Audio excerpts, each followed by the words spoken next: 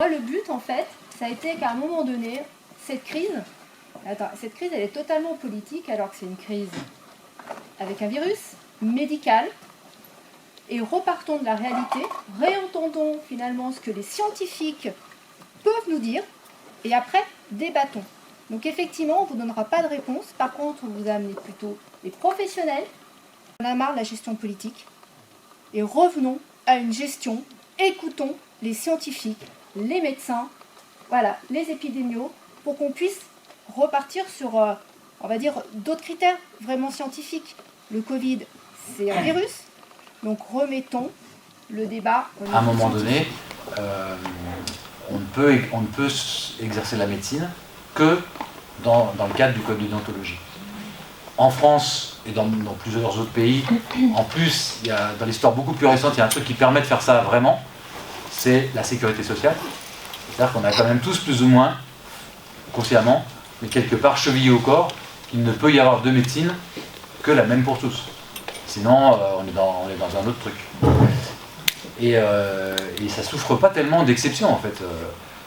Ça ne souffre pas d'exception. Et malheureusement, on est dans une période où tout ça est quand même un petit peu remis en cause. Donc il y a cet aspect-là.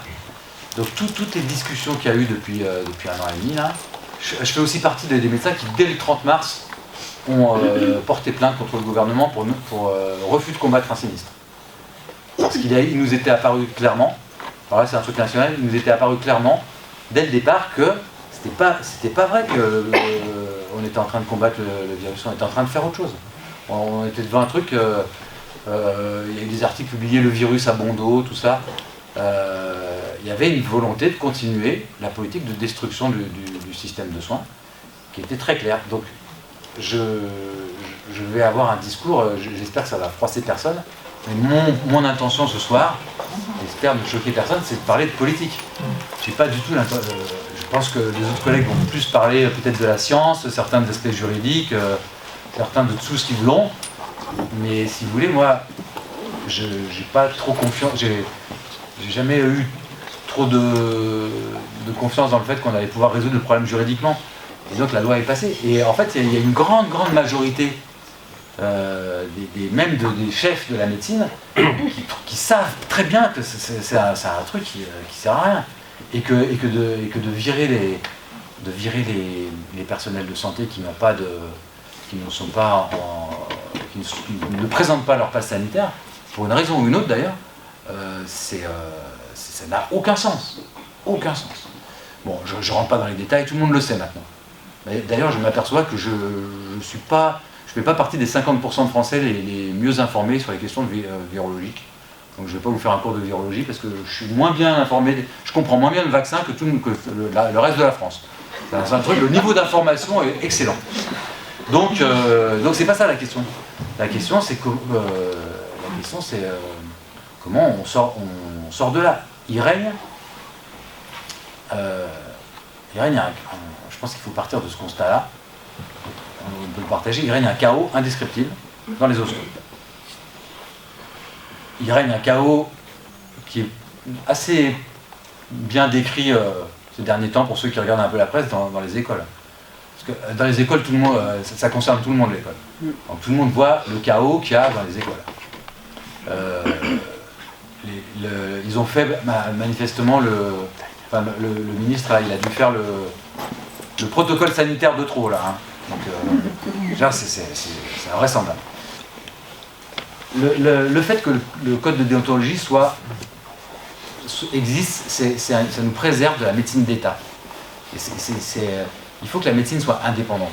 Si c'est l'État qui décide de ce qu'est la science et de comment on fait la médecine, on passe dans autre chose. Et là, on y passe allègrement.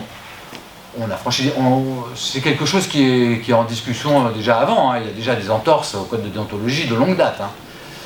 D'ailleurs, on a réactivé ces derniers temps une association qui s'appelait l'Association médicale de défense de la déontologie des droits des malades, qui a été créée dans les années 80, pour déjà les premières entorses. Bon, je ne veux pas être trop long avec ça, mais c'est pas le fait que l'État essaye de remettre en cause la déontologie médicale parce que c'est trop cher, parce que l'énorme masse d'argent de la sécurité sociale, C'est insupportable qu'elles servent à soigner tout le monde. Il vaudrait mieux qu'elles servent à faire de l'argent. Ça, c'est une vieille histoire qui débute le lendemain de la création de la sécurité sociale. Mais donc maintenant, là, on a tous vu qu'on a franchi une étape ces derniers temps et qu'on est prêt à aller très très loin. Parce qu'une fois qu'on a franchi certaines bornes, après, il n'y a plus de limites. Et là, ils sont en train d'aller très très loin. Et donc, je ne vais pas donner d'exemple parce que sinon ça va amoindrir le propos puis tout le monde en a des exemples. Si vous êtes là, c'est probablement que vous êtes un petit peu ulcéré déjà, donc je vais pas rentrer dans trop d'exemples, mais en tout cas les bornes sont franchies et ça va continuer.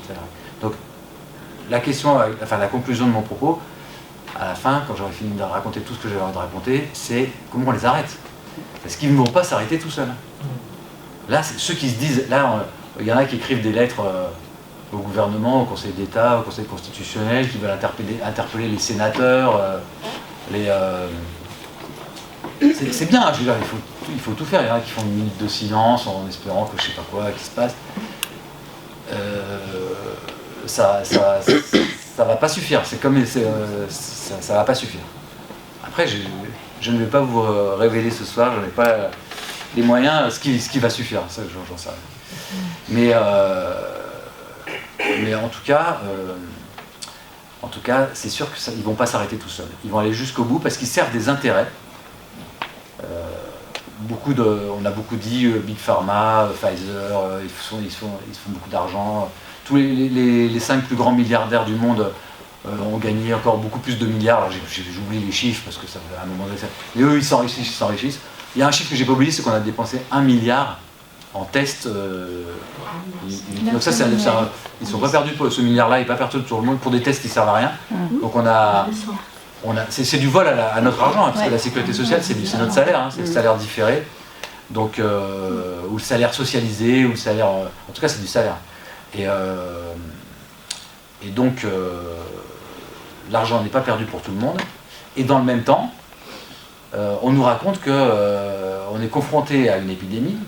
Alors, je dis un autre truc de mon CV, c'est que je suis chef d'un service de 12 lits de soins intensifs et président de la commission médicale d'un établissement où on a hospitalisé 30% de malades depuis 2 ans, depuis le mois de mars 2020, on a hospitalisé à peu près 30% de la masse des patients qui étaient hospitalisés pour Covid. J'ai plus tous les chiffres en tête, mais qui étaient hospitalisés au CHU de Grenoble.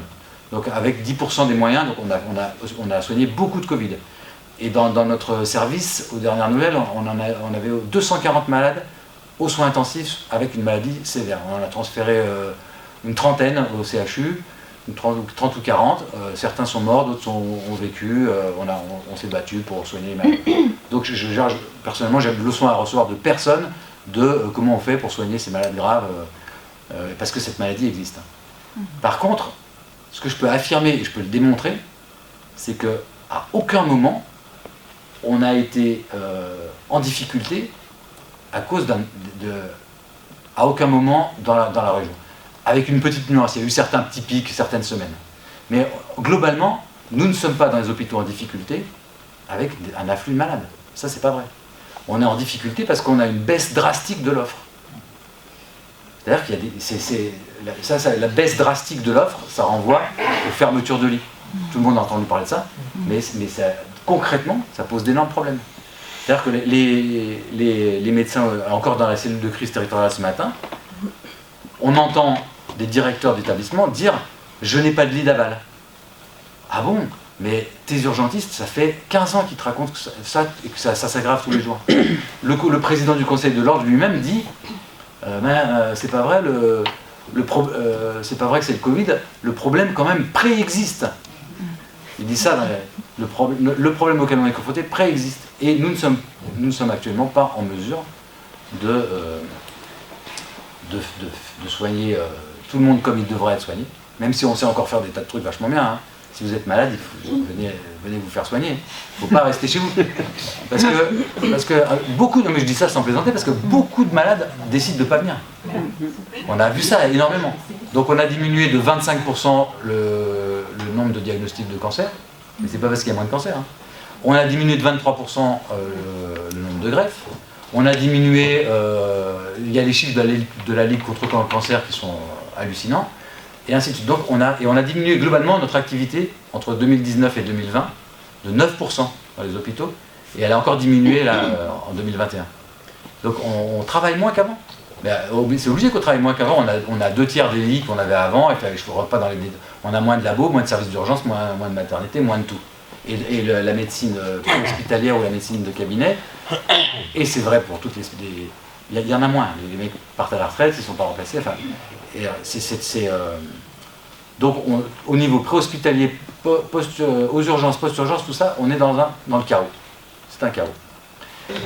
Donc comment on fait pour se mettre d'accord, trouver la...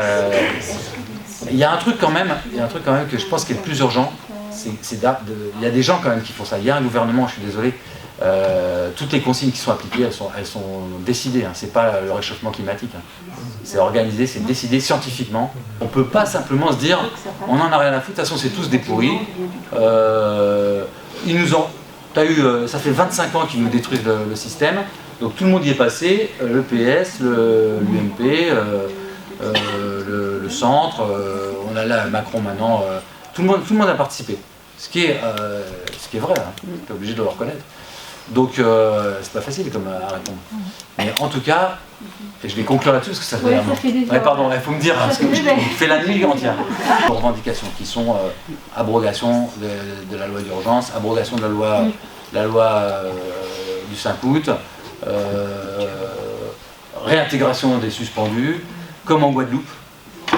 Parce que là, en Guadeloupe, ils sont pas suspendus. Ils sont 60% de vaccinés, ils ne sont pas suspendus. Donc je crois que c'est un département... De non-vaccinés. 60% de quoi j'ai dit? De non-vaccinés. Vous avez dit de vaccinés. Oui, à l'hôpital, ils sont 60% de vaccinés. Donc ça fait leur... Ouais, ça va 40% de non. Mais peu importe, on s'en fout. En tout cas, ceux qui n'ont pas rendu leur passe, ils ne sont pas suspendus. Parce qu'il y a la pression, parce qu'ils ont mis une pression, et ils ont mis une énorme pression, et vous avez vu comment ça se passe. C'est un peu la bataille. Et je ne sais pas si on peut faire autrement en fait. Et en tout cas, nous, au niveau syndicat médecin, on a soutenu, ça a fait une grosse discussion, on a soutenu les collègues de Martinique, le pompier qui est poursuivi, le dirigeant du LKP, tout ça, on les a soutenus, on a organisé et on soutient cette stratégie, c'est-à-dire non. Et si tu te manifestes et tout ça, tu te confrontes à la police, ils ont envoyé la police plus vite que les bouteilles d'oxygène.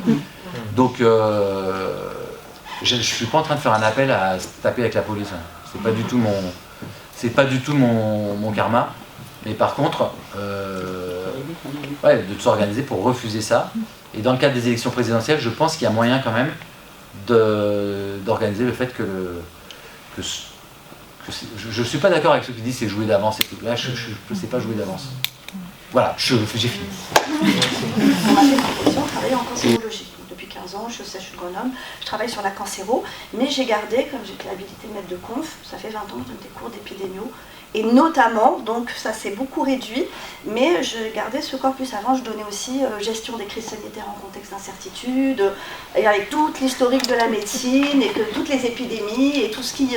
ou même le scandale de l'amiante, et le scandale du sang contaminé, le scandale de ci, et le site médical. Et donc, en fait, ce qui était intéressant, c'est pas du tout pour stigmatiser, moi j'ai jamais fait de politique, ni rien du tout, mais vraiment de dire, c'est presque la sociologie, de se dire aussi, au travail sur le principe de précaution. Le cours que j'avais pendant longtemps et qui a été arrêté en 2014-2015, parce qu'en fait, dans les volumes de cours, on réaménage, c'était plus à la mode, etc., il n'y avait pas de souci. C'était quels étaient les points communs de toutes ces crises. Donc avec mon ancien directeur de thèse et de postdoc, on avait construit, on va dire, un peu cette photographie de qu'est-ce qui fait une crise, un scandale sanitaire. Et c'est pour ça que, par rapport à ce background, quand a commencé cette crise, pour moi, intellectuellement, c'était super intéressant. Bon, maintenant, je suis vraiment déprimée. Mais alors oui, et juste vous dire aussi que par rapport à cette historique de recherche et d'enseignement, de 2017 à 2019, j'ai fait partie des gens qui ont écrit le plan pandémie pour la France, que nous avons remis à Jérôme Salomon en mai 2019. Et on nous a bien formés, on nous a bien expliqué que la science et l'évaluation scientifique n'est pas l'alpha et l'oméga de la vie sur Terre, que nous vivons dans une société qui a des valeurs, et que le politique, il arbitre avec les données qu'on lui remet, avec un contexte économique, avec des conditions sociales, avec une question d'acceptabilité. Je veux dire, même dans le rapport pandémie, on a parlé de l'acceptabilité d'un certain nombre de mesures. C'était rien à côté de ce qu'on a vécu. Et par exemple, on a fait 30 ans de littérature sur les masques, c'est pour ça que ça a été vraiment quelque chose qui m'a beaucoup choquée dès le départ, c'est cette fameuse histoire des masques, et je ne veux pas du tout polémiquer, mais on a fait 30 ans de revues sur pandémie grippale, y compris SARS-CoV 2003, MERS-CoV 2009-2012. J'étais à Santé publique France, avant ça s'appelait l'IVS. Au moment du premier SARS-CoV, on a même travaillé avec l'OMS. Donc ça fait 17 ans qu'on le suit, le SARS-CoV, et les projets de vaccination et de traitement. Quand vous avez un truc soi-disant nouveau qui sort depuis 2 mois et qu'on vous dit le 15 mars que la porte de sortie, ça sera le vaccin, alors que ça fait 17 ans qu'on n'avait pas eu pour le SARS-CoV et que ça fait 40 ans qu'il y en a 0 en médecine vétérinaire, et un vaccin ne peut pas faire ce que l'infection naturelle ne sait pas faire. Et les coronavirus, et ce que je dis est vérifiable dans le rapport d'expertise de l'HAS du 27 novembre 2020, donc ça veut dire qu'ils le savent, nous on le sait, on fait la littérature et on le sait, mais ils le savent aussi puisque c'est dans ce fichu rapport de 134 pages qui a été remis au gouvernement et donc qui est vraiment le rapport de l'HAS qui s'appelle sur l'immunogénicité et du SARS-CoV-2. On sait très bien que ce qu'on appelle l'immunité humorale n'est pas le levier de protection immunitaire contre ça. Ça ne veut pas dire, après, ça n'a jamais marché, je sais très bien que les progrès médicaux, etc., peuvent faire des bons. Il y a un moment où le vivant, il y a un cut-off, il y a un moment où ça passe plus en fait. Donc c'est pour ça que moi j'ai émis des doutes et aujourd'hui poser des questions de cette nature-là, c'est hyper subversif, donc je suis super mal. Après on croit que je vais faire de la politique et tout, je ne veux pas faire de politique, je veux juste continuer à faire de la science. Ce que je dis aujourd'hui est subversif et je le disais il y a 3 ans, c'était normal et c'était reconnu. C'est une posture intérieure qui est super compliquée à tenir parce qu'on vient dans votre bureau, on commence à vous dire les masques, le machin, je dis mais je suis désolée, 30 ans de littérature, sur les SARS, les machins, ça protège. Chez les soignants, c'est FFP2, le reste, ça ne sert à rien. Chez les gens malades, pour les protections de gouttelettes, si c'est une protection aérienne, voilà, bref, tout ça. Et en communauté, c'est-à-dire dans la population générale et encore plus en extérieur, c'est de la foutaise. Ça n'a aucun sens, ça n'a aucun rationnel. Même dans les épidémies de grippe, on a démontré, c'est contre-intuitif, que les personnes qui vivent avec une personne qui a la grippe, en fait, masque ou pas masque, ça change rien. Il y a un truc qui marche, c'est le lavage des mains. Ça, le lavage des mains, il ressort significatif, plus. Le masque, même sur le SARS-CoV, dans un avion, les Japonais qui avaient le truc, etc., masque ou pas masque dans l'avion, tomber malade ou pas, c'était pas significatif. C'est contre-intuitif, on a envie de le mettre. On a envie de se dire, oui, machin. En tout cas, 30 ans de trucs. Et ce qui m'a beaucoup gêné, c'est que le rapport qu'on a rendu, ils ont mis, il va être publié au printemps 2019. Mais du coup, comment vous pouvez faire confiance en fait? Je veux dire, c'est ce qui fait que depuis le début, je dis, c'est pas logique. Et après, ils ressortent le rapport et ils ont enlevé plein d'annexes, et notamment toutes les annexes sur les masques et sur la littérature sur les masques et sur l'utilité des masques, etc. Donc dans l'été 2020. Ok, ça va, j'ai téléchargé aussi. Mais après, vous vous dites, ok, je me mets à la place des citoyens. À ce moment-là, vous dites, ok, je me mets à la... Ok, c'est de la politique, ils ne veulent pas créer de la défiance, ils ne veulent pas de polémique, mais en fait, je vous donne cet exemple-là parce qu'il est facile, il est vérifiable, tout ce que vous voulez, mais tout est comme ça. Tout est comme ça. Au printemps, les réas, c'était des vrais réas. À l'automne 2020, c'était plus des réas. J'ai une collègue qui bosse en hygiène qui vient me voir en octobre, qui me dit « Bon, j'ai le PH d'hygiène, il va aller voir les collègues... Voilà, il dit, mais parce que maintenant, en fait, ils mettent en soins continus des gens qu'on n'hospitalise pas d'habitude, j'exagère un petit peu. Ah tiens, c'est intéressant. Donc, acte. Donc, en fait, tout est un peu... Alors moi, et c'est pareil, quand on fait toutes les études actuellement, on reprend toutes les données sur qui est en réa, qui est en soins continus, qui est en soins intensifs, qui est vacciné, qui n'est pas vacciné. Il y a plein de polémiques. Mais en fait, c'est comme je dis aux étudiants, c'est quoi un vacciné aujourd'hui? C'est un vacciné qui est dans les clous? Ou c'est un vacciné médical? Je ne vous donne pas les réponses. Hein. C'est juste que quand on compare des choses et qu'on creuse, en fait, vous voyez que les définitions, elles ne sont pas bonnes. c'est qui, c'est comment, il n'y a pas de souci, mais juste soyez transparents, ne me faites pas ce boulbi-boulga infâme, une PCR, j'ai fait 6 ans de PCR, en santé environnement. Je veux dire, on sait très bien sur les rotavirus, sur les calicivirus, etc. On sait très bien que c'est pas parce qu'on trouve de la PCR positive dans l'eau du robinet avec du rota qu'il y avait du virus vivant. C'est la base. Donc la question c'était quoi? C'est quoi les seuils? C'est quoi c'est des PCR semi-quantitatives. On sait qu'au-delà de 24, ça commence à être douteux. À 33, on n'a plus de virus cultivable. Et qu'est-ce qu'on nous a fait pendant un an? On nous a mis des vrais PCR positives avec une charge virale, avec des gens qui sont peut-être porteurs depuis 6 mois. Allez, je te fais une soupe et je te balance ça. L'épidémie, c'est quoi? C'est comme on dit, c'est soit compter les morts, soit bien classer les gens. Donc si je dois classer dans 4 colonnes, malade, non malade, exposé, non exposé, si votre A, c'est pas vraiment un A, s'il n'est pas vraiment malade exposé, si vous avez mal défini l'exposition, mal défini la maladie, et que vous ne les mettez pas dans la bonne case, vous racontez n'importe quoi. Et de la même façon, là, pourquoi c'est important les biais et les covariables? Avant, ça c'est des exemples de tout bête qu'on nous faisait, si j'essaye de mesurer le cancer du poumon par rapport au sexe, homme ou femme, ben dans les études, vous alliez voir, bon, maintenant ça s'est rééquilibré. Après, si vous regardez, faites de l'univarié, c'est ce qu'ils font. C'est qui est-ce qui est hospitalisé en fonction du statut vaccinal. Une donnée sans prendre en compte les biais et les covariables. Ben, vous allez vous dire, ah ben en fait, être un homme, et ben en fait, vous avez plus de risque de faire un cancer du poumon. Et vous n'avez pas regardé le statut tabagique. Dès que vous rentrez le statut tabagique, vous allez voir que le lien, l'association réelle, elle est entre le tabac et le cancer du poumon. Et vous allez même voir que les hommes, le sexe masculin est protecteur pour le cancer du poumon. Les femmes sont beaucoup plus sensibles au cancer du poumon, sur les adénocarcinomes, les ADK, que les hommes. Donc vous racontez n'importe quoi. Donc là on me dit, ah t'as vu, les non-vax, les machins, les trucs, oui. Alors, il y en a plus, hein. Objectivement, il y a plus, je crois, de non-vaccinés actuellement. Sauf qu'il n'y a pas longtemps, sur les données de l'adresse, le rapport il était de 12, entre le risque entre les non-vaccinés et les vax.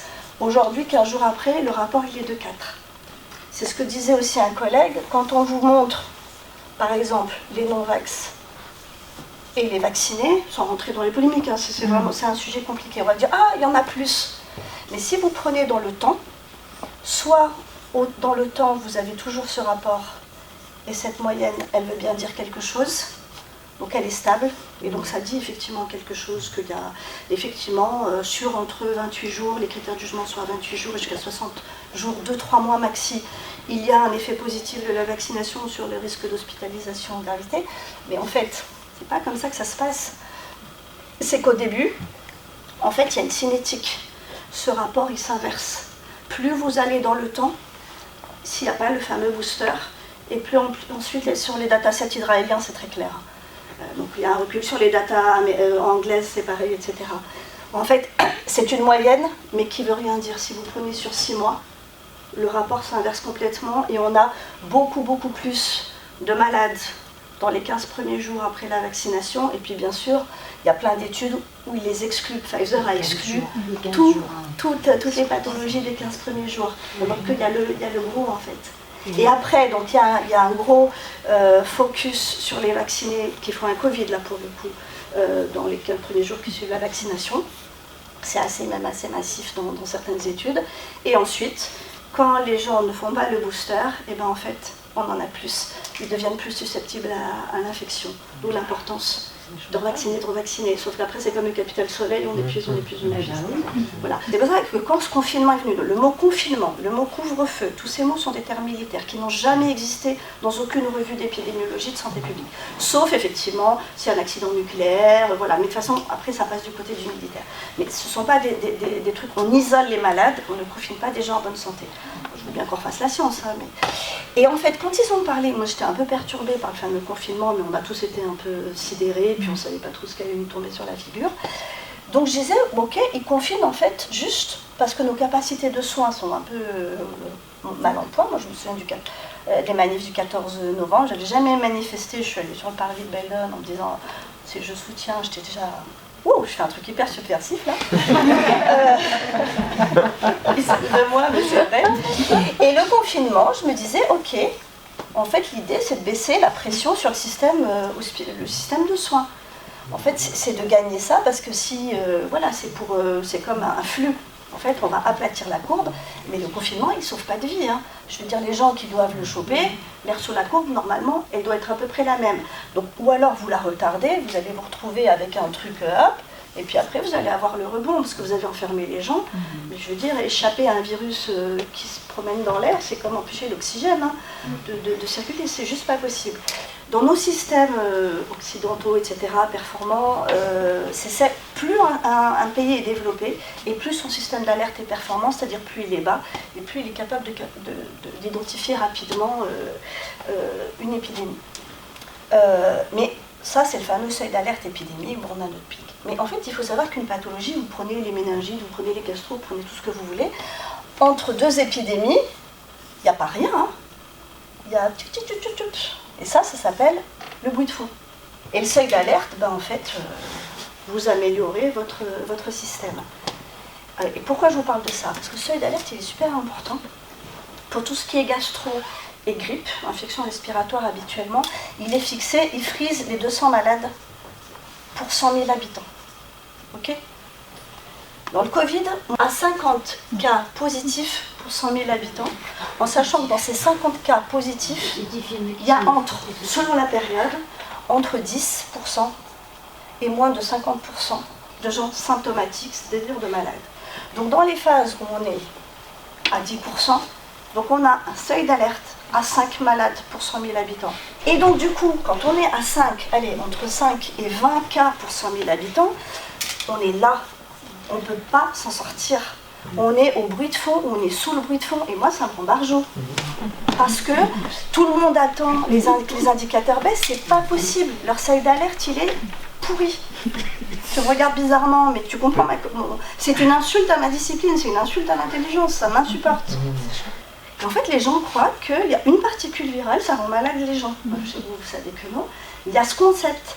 La PCR, c'est très très sensible, et dès qu'on trouve un bout de machin, ça y est, on est infectant, on est malade, on est dangereux et on risque de mourir. Sauf que dans le truc, dans nos modèles d'épidémios, qui sont quand même vraiment, moi je suis pas une fan de tous ces modèles de l'Institut Pasteur qui racontent n'importe quoi, ils se font plaisir, c'est de la modélisation mathématique, mais ils n'ont jamais vu un malade, ils n'ont jamais fait un prélèvement dans l'environnement, ils n'ont jamais rien regardé sur le microscope, c'est des ingénieurs biotech quasiment. Donc on a la phase, ce qu'on appelle de portage, qui peut être tout à fait transitoire, hein. Je suis exposée, je le prends dans les narines, on a un système immunitaire les gars, hein. Voilà, qu'on oublie, c'est un équilibre virus-hôte. Donc il y a plein de gens immunocompétents, il va y avoir ce portage, pouf, vous allez l'éliminer, manque de bol, si on vous prélève là, vous allez être positif, mais vous n'avez jamais été dangereux. Il y a la notion, nous on parle d'infection, donc je ne sais pas par rapport aux médecins, pour nous une infection en épidémiologie, c'est la capacité du germe à se développer dans l'hôte. Donc de rester, de se maintenir. Mais en fait, il y a la phase infra et la phase supra.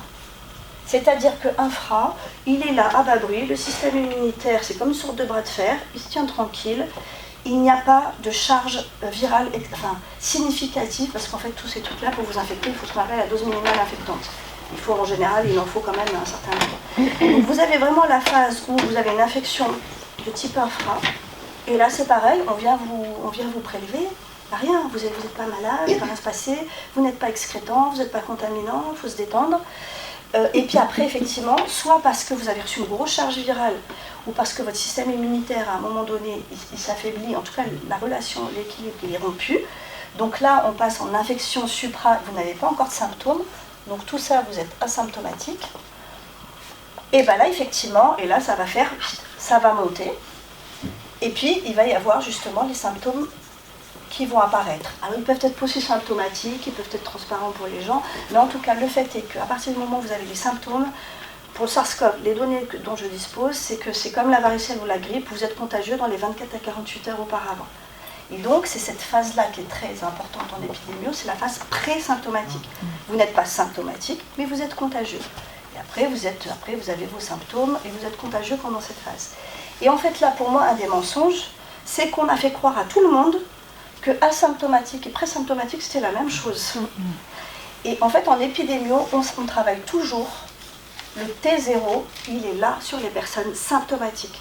Et on s'intéresse aux 24 à 48 heures pour aller chercher les cas contacts, pour faire de l'épidémio, etc. On ne va pas faire du dépistage en population générale sur tous ces gens. C'est de la folie, les gars. C'est n'importe... Parce que déjà, tout cela, on s'en fout. Ils ne sont pas du tout contributifs. Et les seuls qui nous intéressent, c'est ceux avec qui le symptomatique, dans sa phase présymptomatique, a été en contact. Pour qu'on aille voir, il faut les prélever. Enfin, toutes ces méthodes, elles sont tout à fait valides. Mais pas comme ça. Et un dépistage qu'on ferait en population générale, comme on le fait dans la pique du chat, dans les élevages ou dans les troupeaux, parce que là, ils nous ont fait de la médecine vétérinaire en moins bien. Voilà. Gros du bétail, on ne s'adapte à rien du tout. Mais les vétos, quand ils font du dépistage, ils le font tous le même jour, en même temps, au même endroit. Tout le monde est cloisonné et c'est pas au fil de l'eau avec ça rentre, ça sort. C'est ingérable. Voilà. Je peux illustrer, j'ai 2 remarques à faire pour illustrer ce que tu dis. Donc là, tu détruis la médecine. C'est-à-dire qu'on a assisté à ce à quoi on a assisté grâce à ce décret du 30 mars 2020. Et donc, tout ça là, l'analyse pré-analytique, post-analytique, la compréhension de ça, on tombe à la poubelle et on fait ce que tu as décrit, n'importe quoi. Donc, mais je ramène toujours les trucs à la politique parce que ça explose, parce qu'à un moment donné, vous pouvez vous appeler Leila Gofti, Galilée, tout ça, à un moment donné, si la puissance politique dit la Terre est plate, l'autre Galilée, il s'en va. Parce qu'il peut pas, parce que la Terre est plate, et parce qu'on vous dit qu'il y a du virus partout, et qu'il faut rester chez vous, ou que c'est pour ça que l'hôpital est malade. On vous l'a dit, bon sang.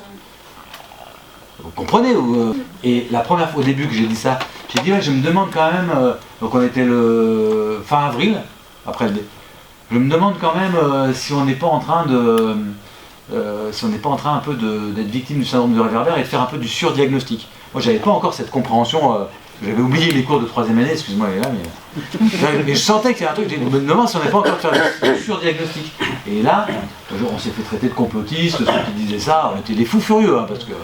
Bon, après, la deuxième illustration, c'est que c'est tellement venu dans les mœurs et tout ça, et ce que tu dis est tellement vrai que ça sert vraiment à rien du tout, et c'est délétère. On a eu des morts à cause de ces conneries, parce qu'on les a pas pris en charge chirurgicalement, parce qu'il y a le Covid, ou parce qu'ils sont restés alités, parce qu'on les a pas transférés au bon endroit, et ainsi de suite. Hein. 90 000 dépistages de cancer qui n'ont pas été faits en 2020 donnés de la Ligue. Ouais, donc on a non, à cause de ça. De dépistage, pas 90 000 cas de cancer, hein, 90 000. Et à l'inverse, on a été délétères aussi des gens qu'on a testés positifs et ils se sont rendus malades eux-mêmes. Alors, ils ne sont pas morts, mais ils ont amplifié leurs symptômes, ils se sentaient bien, positifs. Le nombre de bronchoconstriction, le stress, là. Mais est-ce que, là maintenant, tu n'arrives plus à dire que ça sert à quelque chose. Donc, dans la cellule de crise, par exemple, territoriale, il y a tous les directeurs des cliniques, les présidents de CME, tout le monde, là, tout ce qui décide dans le coin. Ils disent ah ben non, mais attendez les gars, on peut pas, ça va être mal compris, on peut pas, ou alors faut nous l'écrire, on veut un document de l'ASFAR, on veut un document de ceci, cela. Non, ça sert à rien de faire ça, on le décide. Alors je dis je prends la parole, et je dis ok. Donc moi je transmets dans mon hôpital, arrêtez de faire ça. J'avais déjà dit, mais donc là les secrétaires comprennent plus rien. Et elles ont une consigne de la secrétaire en chef pour dire non, vous demandez aux patients de se dépister. Donc là encore, crime contre la médecine, puisque c'est les secrétaires qui décident quels examens biologiques on fait. Et le pouvoir des secrétaires, j'espère qu'il y a des secrétaires, est très important le pouvoir. Donc on continue de le faire là. Vous prescrivez rien du tout, vous n'y pouvez rien. Un malade qui rentre à l'hosto, vous êtes le chef des médecins, le sous-chef, le grand chef, le petit chef, le mec à l'entrée aux urgences, vous faites ce que vous voulez, il y aura un dépistage. Donc ça continue. Et là, ce matin, rebelote, il faudrait qu'on décide là pour les histoires de PCR, parce que c'est quand même compliqué à gérer, tu m'étonnes, c'est compliqué, on annule des malades, c'est un bordel noir, le chaos. Et donc ils ont toujours pas réussi à entériner le fait qu'on arrêtait de faire ça. La machine est lancée. Il y a un petit côté doudou du PCR là, quand même. C'est pas un côté doudou, ça. 1 milliard, ça fait cher le doudou. 1 milliard par mois, c'est plus qu'un doudou.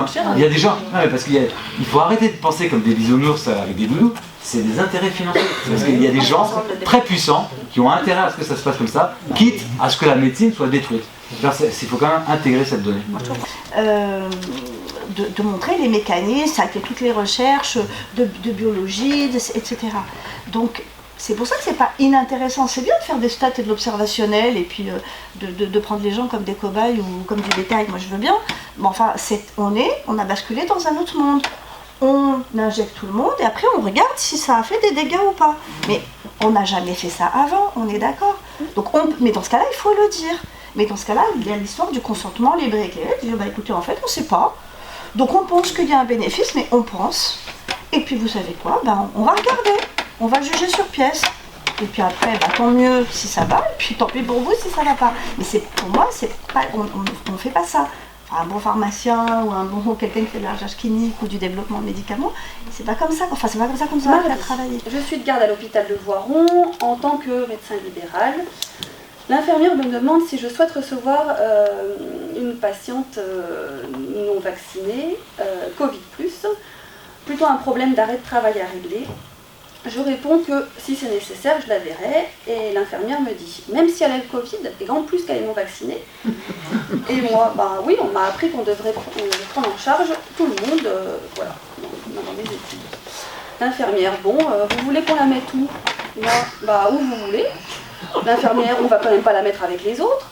Moi, bah, elle a un masque, elle ne fait pas une pestiférée, elle va pas leur rouler des pelles. Et l'infirmière, bon, bah, on va la mettre dans la salle dédiée. En plus, on a fait une salle exprès. Et durant cette garde, j'ai ressenti un racisme envers les patients covidés et les personnels ne s'étaient pas fait vacciner. J'ai perçu une haine comme rarement il m'a été possible d'en percevoir, d'en voir. Mercredi, docteur, j'ai vraiment pas envie de faire cette 3e dose. Hein. Pourtant, j'ai fait les 2 premières sans problème pour protéger les autres. Mais là, c'est trop. Ils nous embobinent dans les médias. On ne sait plus qui croire. Jeudi, après avoir consulté la petite sœur de 3 mois, une maman m'interroge pour sa fille de 6 ans qui doit partir en Argentine dans 3 semaines. On avait prévu de la vacciner. Son père n'est pas tout à fait d'accord, mais voilà... Comme elle a un petit rhume, est-ce que vous pensez que demain on peut la faire vacciner? Et moi, et pourquoi vous voulez la faire vacciner, la maman? Pour éviter qu'elle ait une forme grave de la Covid en Argentine. Enfin, moi, vous savez, le risque de forme grave chez l'enfant est anecdotique avec un taux de mortalité nul et on ne connaît pas les effets du vaccin à long terme. Je vous conseille d'en discuter avec le papa et on peut en rediscuter. Mais par contre, nous pouvons regarder ensemble les recommandations pour les autres vaccins comme l'hépatite A. Et elle avait complètement oublié cette histoire des autres vaccins. Voilà, ce qui était quand même important. Vendredi, 11h35. Madame Robinet, je vous appelle car votre fille Clémence est cas contact à l'école.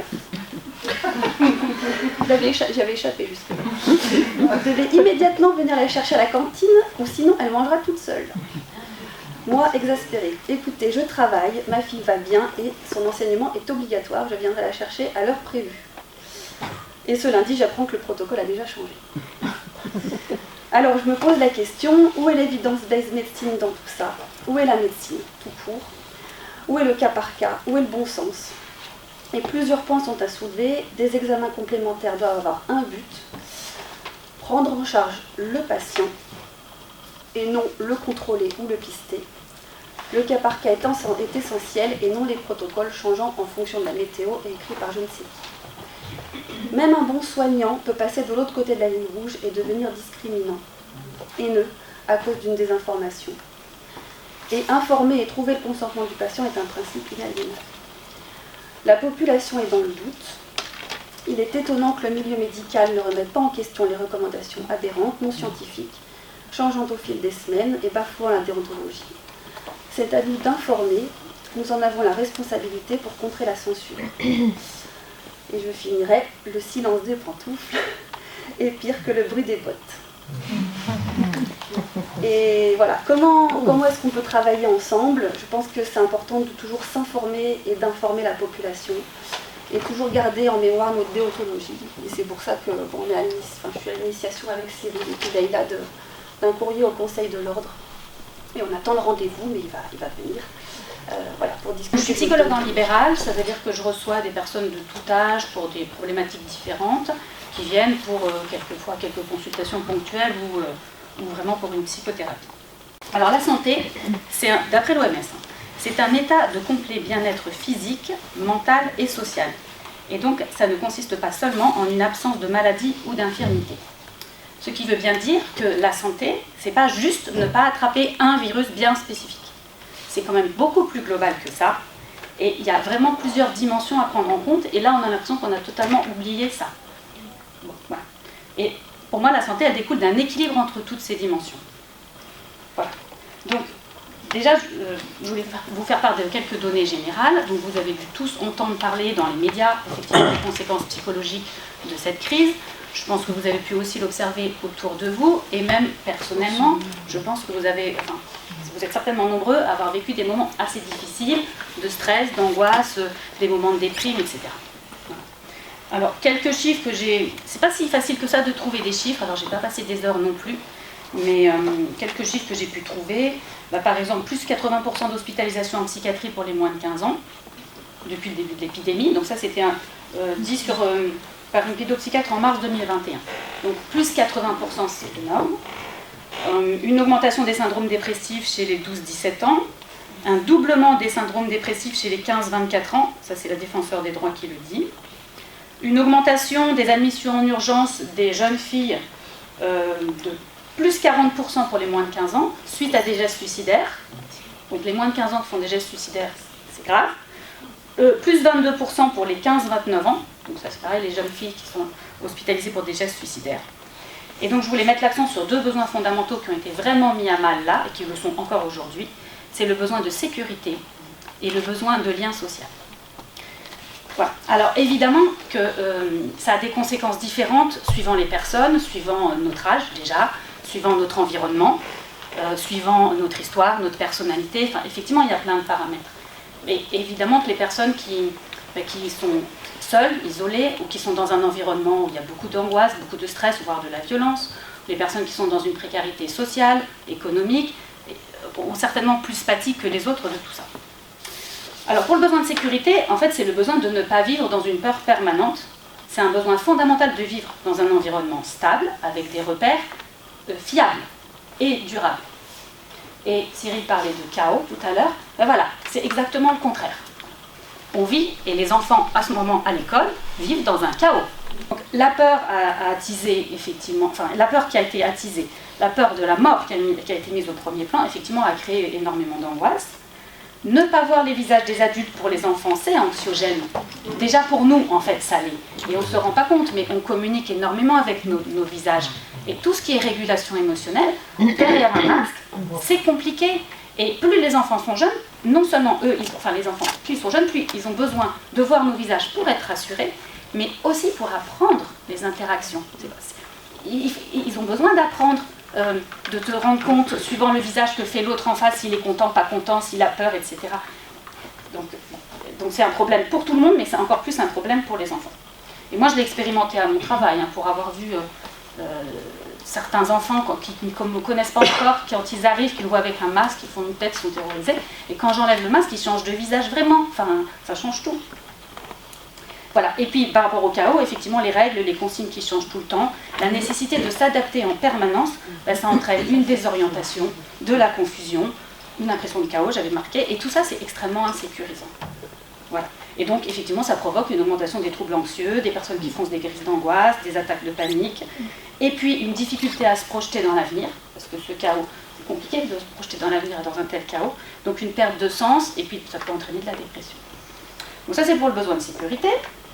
Pour le besoin de lien social, effectivement l'isolement, la distanciation sociale, le masque qui gêne la communication, la méfiance envers les autres, la peur de contaminer ses proches, tout ceci ça attaque fortement le lien social. Mais c'est très insidieux, c'était pas insidieux au moment des confinements, mais en fait c'est le cas encore actuellement. Les gens s'isolent, le nombre de gens qui ont passé Noël tout seuls, de peur d'être contaminés. Bon, voilà.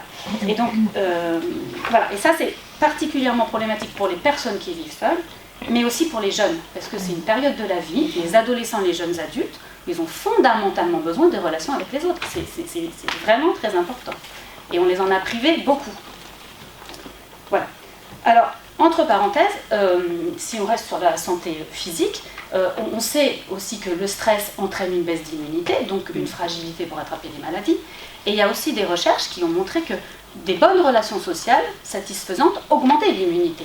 Donc isoler les gens en les stressant, c'est les rendre encore plus fragiles pour attraper n'importe quelle maladie, pas que la Covid. Voilà. Et donc ce que je voulais dire par rapport à ça, c'est que c'est d'autant plus délétère que ça dure dans le temps. Quand c'est quelque temps, c'est pas trop problématique, mais là ça dure et c'est insidieux, c'est petit à petit tous les jours, et ça entraîne une déprivation. Et pour moi, je pense que c'est réellement maltraitant. Priver volontairement et durablement des personnes de leurs besoins fondamentaux, c'est de la maltraitance, ça s'appelle de la maltraitance. Ce qui m'a étonnée au début, puis maintenant je me rends bien, je comprends pourquoi, c'est que la plupart, c'est très rare que des personnes viennent me voir en me disant je suis pas bien à cause des mesures sanitaires, je suis pas bien à cause de ce qui se passe actuellement. C'est beaucoup plus insidieux que ça, et en fait, je pense que ça a plutôt réveillé des fragilités. Les personnes arrivent et ne comprennent pas toujours pourquoi elles sont pas bien. Et toutes ces mesures ont réveillé les fragilités des personnes, on en a tous en fait des fragilités. Mais la plupart du temps, on arrive à faire avec, on a trouvé un espèce d'équilibre, parfois durement acquis, pour que ça tienne et pour qu'on aille bien quand même. Et là, c'est venu tout déséquilibrer. Donc, voilà, des personnes qui, en temps normal, n'auraient pas eu besoin d'aller voir un psychologue, arrivaient à faire avec, là, n'y arrivent plus du tout. Et notamment, j'ai vu beaucoup de personnes qui avaient des crises d'angoisse totalement invalidantes qui les empêchaient de vivre correctement, des attaques de panique. Plusieurs fois, j'ai vu des personnes qui arrivaient, qui avaient suite à une séparation dans leur couple, où d'habitude, je comprends ce qui peut se passer. Enfin, on comprend assez rapidement qu'est-ce qui a pu être compliqué dans le couple. Là, je ne comprenais même pas qu'est-ce qui s'était passé pour qu'ils en arrivent là. Enfin, parce que ça a mis beaucoup de personnes dans une grande confusion, en fait. Alors, en ce qui concerne les enfants et les adolescents, pour moi, les difficultés, elles sont majorées, parce que ce sont des personnes qui sont en construction. Et donc, leur besoin de sécurité, de lien social, il est encore plus essentiel et il est vraiment fondamental pour leur structuration psychique. Ce qui fait que les conséquences, on en voit certaines aujourd'hui, mais on va en voir pendant très très très longtemps. C'est les bases. Moi, j'aime bien qu'on parlait de la structure à la construction psychique comme la construction d'une maison. Si, quand on construit nos bases, c'est sur des sables mouvants parce que c'est chaotique autour, et qu'on n'est pas bien rassuré, etc., on construit quoi comme base ? Et nos bases, après, il faut qu'on vive avec tout le reste de notre vie. Donc, moi, je suis très inquiète sur le futur, pas que sur le présent, c'est sur le futur. Qu'est-ce que ça va avoir comme conséquence sur les enfants ? Je pense qu'on ne le sait pas, on ne le mesure pas encore. Voilà. Donc, j'avais fait une petite liste, effectivement, de tout ce qui pouvait être compliqué pour les enfants. Les masques à l'école, donc j'explique pourquoi. Les allers-retours école-maison, parce qu'ils sont cas contact. Un jour, ils sont à la maison, un jour, ils sont à l'école. Des fois, ils sont tout seuls à la maison. Les parents sont super stressés. On peut comprendre les parents, mais ça impacte les enfants. Il y avait une AVS qui m'expliquait qu'elle avait assisté au test pour les enfants. Et qu'il y en avait un enfant qui s'était fait hurler dessus par les parents parce que « Quoi, t'es positif, mais qu'est-ce que t'as fait ? T'as pas fait attention ?» Enfin, voilà. Donc, en plus, on les culpabilise. Les tests nasopharyngés qui sont extrêmement invasifs et qui sont faits à répétition. J'ai vu, je ne me rappelle plus quel enfant aujourd'hui m'a dit que depuis début janvier, il était à son 7e test. Oh. Voilà, on est le 19 janvier. Voilà. Bon. Ça peut pas ne pas avoir de conséquences. Alors oui, il y a des enfants sur qui ça glisse, mais il y a des enfants sur qui ça glisse pas, ça laisse forcément des traces. Voilà, les discours qui les rendent potentiellement coupables de contaminer leur mamie, donc de risquer qu'elle meure. Hein, c'est aussi extrêmement culpabilisant, et ça, je me rends compte surtout que c'est sur les adolescents que ça porte beaucoup. Parce que les adolescents, souvent, alors on ne peut pas généraliser, mais ils n'osent pas trop se plaindre de tout ça. Mais quand ils sentent qu'ils peuvent quand même en parler, et ben c'est oui, je suis désolée, enfin je voudrais pas. Voilà. Ils s'excusent d'avance de râler parce que quand même c'est un peu pénible tout ça. Voilà. Et voilà, donc on a bien réussi à les culpabiliser, donc je trouve ça. Enfin, ils ne s'autorisent même pas à râler de tout ça. Voilà. Qu'est-ce que je voulais dire d'autre ? Oui, c'était sur les questions d'adaptation. Parce que beaucoup de personnes disent « Ah ben les enfants, ils s'adaptent bien à tout cela finalement ». Mais il faut savoir que les enfants, ils ont une capacité d'adaptation phénoménale. Ils n'ont pas le choix. De toute façon, ils sont dépendants des adultes. Donc, à part s'adapter aux adultes dans l'environnement dans lequel ils sont, ils ne peuvent pas faire autrement. Donc, d'ailleurs, on sait qu'il y a des enfants qui pas de cette crise, mais qui ont pu vivre des pires maltraitances, ils se sont adaptés, ça se voyait à peine, parce qu'il faut bien qu'ils fassent avec. Donc, en tout cas, ce critère-là, le critère de l'adaptation des enfants, ne peut pas être un critère pertinent pour dire si ça a une incidence ou pas. Oui, peut-être pour certains, c'est pas trop gênant, peut-être que pour certains, c'est même pas problématique, et pour d'autres, ça l'est, mais ça ne se voit pas. Ça se verra à retardement plus tard. Alors, à l'autre bout de la vie, on nous dit, mais tout ceci, c'est pour protéger nos aînés. Bien sûr qu'il faut les protéger, ça c'est évident qu'il faut les protéger. Il ne s'agit pas d'aller les exposer volontairement à un virus, on est tous d'accord. Mais les protéger jusqu'à quelle limite? Est-ce que les isoler, les empêcher, leur empêcher de voir leurs proches, je ne trouve même plus les mots, les stresser, exacerber la peur de la mort? Est-ce que ça, c'est faire du bien aux personnes âgées? Personnellement, moi, je ne pense pas. Je pense vraiment qu'on leur fait plus de mal que de bien aussi dans toutes ces mesures. Il y a une psychologue qui s'appelle Marie de Hennezel, qui est une psychologue qui a beaucoup travaillé sur la fin de vie. Et elle disait très bien dans une interview que notre rôle, ce n'est pas d'empêcher les personnes très âgées de mourir, parce que ça c'est du déni, elles sont en fin de vie. Notre rôle, c'est de leur permettre de vivre le mieux possible les années qu'il leur reste à vivre. Que ce soit 6 mois, 2 ans, 10 ans, ce qui compte c'est que ce soit de la vie de qualité. Et de les accompagner au moment de la mort. Et de les accompagner au moment de la mort, de ne pas les laisser mourir seuls. On a perdu quelque chose de notre humanité là. Oui. Et d'ailleurs, on a beaucoup parlé des syndromes de glissement chez les personnes âgées, dus justement au manque à l'isolement, au manque de stimulation. Moi, je l'ai observé chez une de mes patientes qui a plus de 75 ans, je ne sais plus son âge exact, qui vit seule et qui, depuis le début du confinement, s'est totalement isolée. Et elle n'est toujours pas déconfinée aujourd'hui parce qu'elle a peur, elle a extrêmement peur. Donc elle a arrêté toutes ses activités, etc. Et cette dame, c'est très peu probable qu'elle meure du Covid. Mais je ne sais pas comment elle va finir sa vie parce que là, en quelques années, c'est phénoménal tout ce qu'elle a perdu sur le plan cognitif. En conclusion, c'est une petite réflexion personnelle, parce que moi je trouve que cette crise, en fait, elle nous amène à nous questionner sur qu'est-ce que c'est la vie et qu'est-ce que c'est être vivant. Est-ce que avoir peur de la maladie, avoir peur de la mort, de ce fait nous éloigner les uns des autres, nous isoler, nous méfier des autres qui seraient potentiellement porteurs de maladies, faire sans cesse attention, tout contrôler, est-ce que c'est ça être vivant? Ou est-ce que vivre, ce n'est pas apprendre à faire avec les risques inhérents de la vie, s'armer pour les affronter, sortir de chez soi, prendre des risques, mesurer bien sûr, mais quand même prendre des risques. Voilà.